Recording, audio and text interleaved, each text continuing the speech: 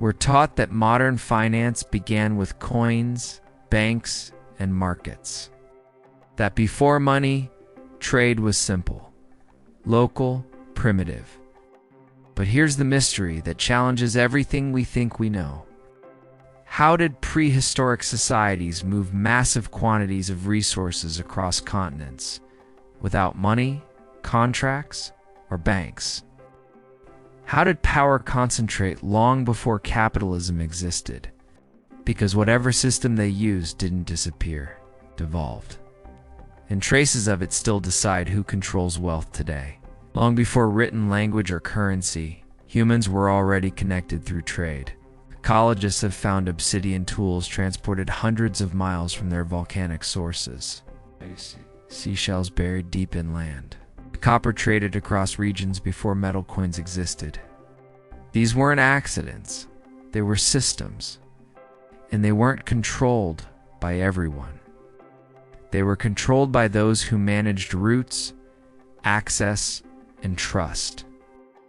Trade didn't begin as free exchange. It began as power. Around 40,000 years ago, hunter-gatherer groups began forming long-distance exchange networks. Certain materials mattered more than others. Obsidian for cutting tools, salt for food preservation, amber and shells for status.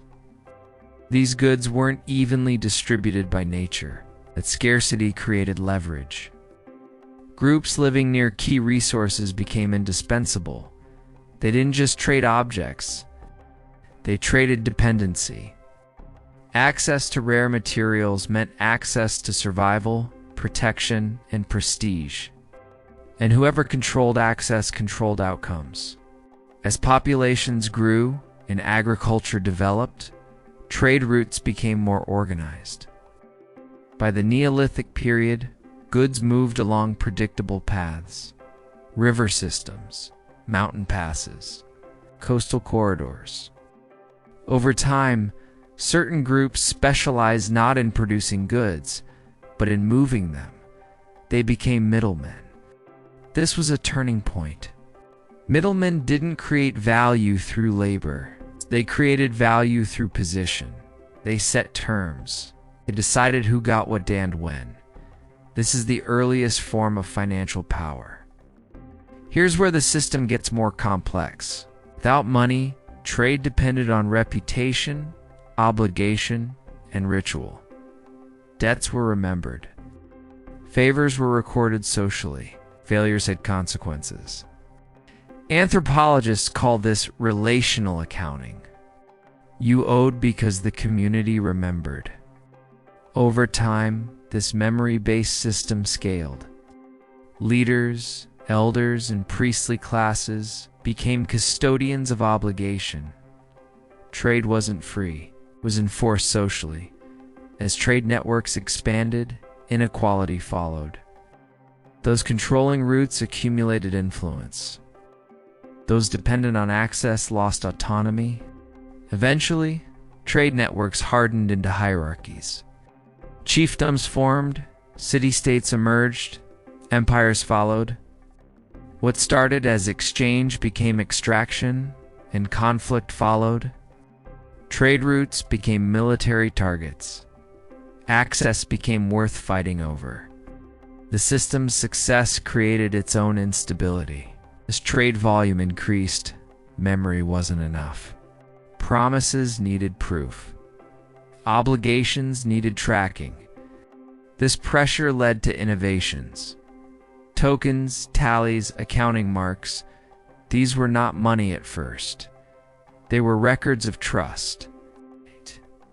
But once trust is recorded, it can be transferred. And once transferred, it can be monetized. Money didn't replace the prehistoric trade system, formalized it. Throughout history, societies tried to regulate trade power. Kings taxed merchants, empires built roads, states standardized currency, but none of these dismantled the core advantage. Control of flow always beats control of production. Those who move goods still outperform those who make them. The system adjusted, but the hierarchy remained. Today we call them financial hubs, clearinghouses, payment networks, but the logic is prehistoric. Those who control movement, not creation, hold power. Modern finance doesn't reward producers first. It rewards intermediaries, just like it always has. Global supply chains, digital payments, currency networks, same system, new interface. Prehistoric trade concentrated power through access. Modern finance concentrates power through infrastructure, different tools, same outcome. Those at the center thrive. Those at the edges struggle.